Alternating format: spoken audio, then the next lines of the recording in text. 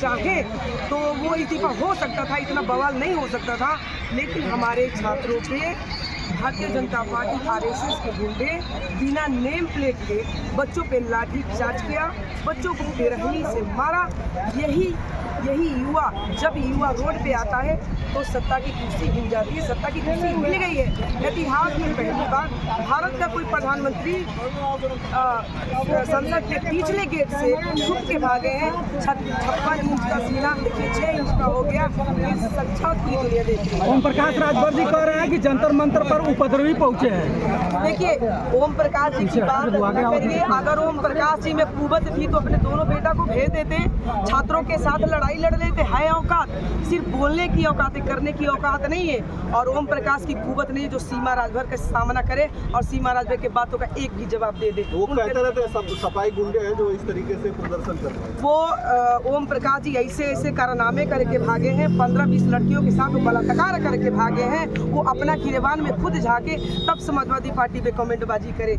इस मंत्री, जब तक ये मंत्री कमेंटबाजी करेगा माननीय श्री अखिलेश यादव जी पर, तब तक एक चिट्ठा क्रम संख्या से सीमा राजभर खोलेगी और खोलेगी जब तक, तब तक ये ओम प्रकाश की राजनीति खत्म नहीं करेगी।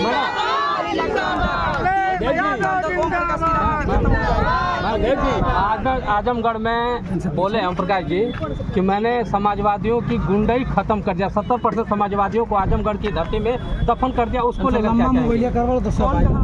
ओम प्रकाश को कुछ पता नहीं रहता है, ये हवा में फायर करता है, ये जीवन भर हवा में फायर करेगा, ये जमीनी स्तर पर इसका कोई महत्व नहीं है। 2 दिन से उनका ट्वीट छात्रों के मामले पर नहीं आ रहा है, इसको लेकर क्या? वो पढ़ा लिखा है ये नहीं तो छात्रों पे क्या लिखेगा? भाजपा के लोग लिखते हैं तो अपोज करते हैं मंत्री जी, छात्रों के बारे में उसको कुछ लिखने ही नहीं आता। आपके पर्सनली जिंदगी पर भी छीटा छटके लोग मारते हैं क्यों? पर्सनली देखिए, ओम प्रकाश अगर जितना भी राजभरों का हक और हिस्सा लूटा है, उस हिस्से के बाद हमारे राजभरों के हिस्से के पैसों से सिर्फ पत्नियां कमाने का काम किया है ये ओम प्रकाश मंत्री। और ये उसके संगी साथी जितने हैं सिर्फ महिलाओं का शोषण किए हैं। और ओम प्रकाश को कहिएगा कि तुम्हारी कितनी बीवियां हैं, तुम जनता की लड़ाई नहीं लड़ते हो, राजभर समाज की राजनीति नहीं लड़ते हो। वही अखिलेश यादव जी ने 2022 में 17 सीट दिया था राजभरों का हिस्सा कि जाओ राजभरों को विधायक बना के लाओ, लेकिन ये ओम प्रकाश ने क्या किया? सारा राजभरों का हिस्सा लूटा। यही लड़ाई हमारी है, हम जवाब मांग रहे हैं, ये मंत्री नहीं दे पा रहे तो हमारे राजभर समाज को भटका रहा है। पुनीता सिंह खुशबू साइकिल यात्रा 11 दिन के लिए रखी है, चलिएगा इनको महिला, ये हमारी जो साइकिल यात्रा है पुनीता सिंह जी द्वारा जो चल रहा है, सारी महिलाएं हमारी साइकिल चलाएंगी कल से और वही साइकिल आगाज करेगी 2027 में परिवर्तन लाएगी। इतिहास में पहली बार कोई महिला साइकिल लेकर जाएगी लखनऊ। अध्यक्ष जी ओम प्रकाश राजभर जी कह रहे हैं कि कुछ ही दिनों में जो है सारे सपा के सांसद हमारे पाले में आ गए, क्या कहेंगे इसमें? ओम प्रकाश जी के बेटा खुदे हमारे समाजवादी पार्टी कराने का चक्कर लगा रहा है। हमारे समाजवादी पार्टी से ओम प्रकाश का बेटा खुदे टिकट भीख मांग रहा है। लेकिन भाषा जो है बाप बेटों का तीनों लोगों का ओम प्रकाश सुधरने के लिए पैदा ही नहीं हुआ है, ये पैदा हुआ है सिर्फ गलत फहमियाँ फैलाने के लिए, समाजवादी पार्टी को बदनाम करने के लिए।